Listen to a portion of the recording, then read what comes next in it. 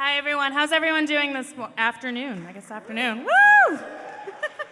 My name is Senowa Mize, and I am on staff at the Climate Justice Alliance, which you've heard a lot about this afternoon, so I don't need to tell you much more about it, but we are a member-based organization where we have 70 current member organizations that all do frontline climate justice work in one way or another. I highly encourage you to visit our website at climatejusticealliance.org to learn more about our members, because the members drive our work.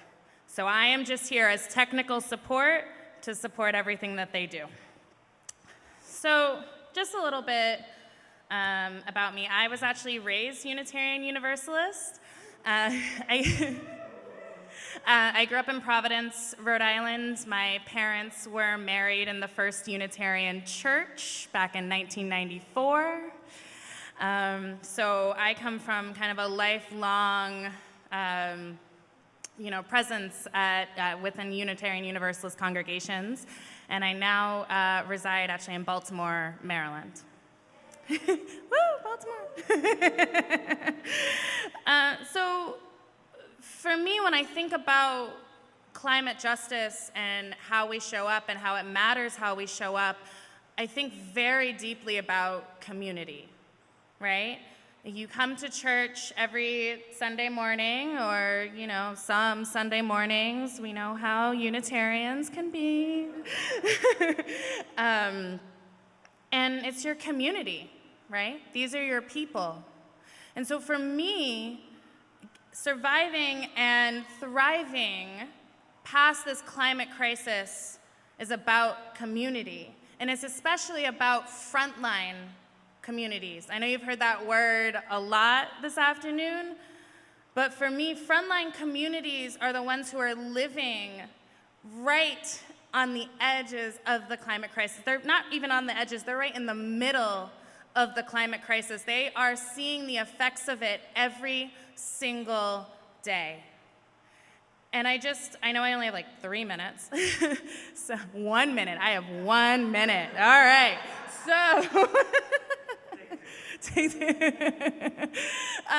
Just a really quick example of that is in Baltimore, Maryland. The University of Maryland recently did a study about heat islands in Baltimore City. We are a city that has a lot of row homes, right? Does everyone know what a row home is? Cool.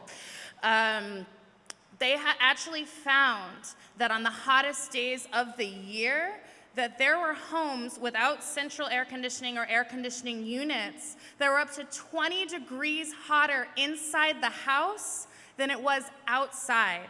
Now think about that. On an 100-degree day, you have a house that's literally 120 degrees inside the house. And these are people who are predominantly poor, predominantly black and brown, who are facing these effects of these heat waves that are only going to get worse. And this is maybe 10 minutes from where I live. And so for me, how are we showing up for those people? How are we showing up for frontline folks who might not always have the time to show up for themselves because they are busy trying to survive? How are we doing that? How are we addressing the climate crisis and moving toward a regenerative economy if we are not addressing white supremacy, if we are not in turn addressing capitalism and racism, which are the markers of an extractive economy? So for me, that is what it's about to fight this climate crisis. It's about how you show up for these communities. Thank you.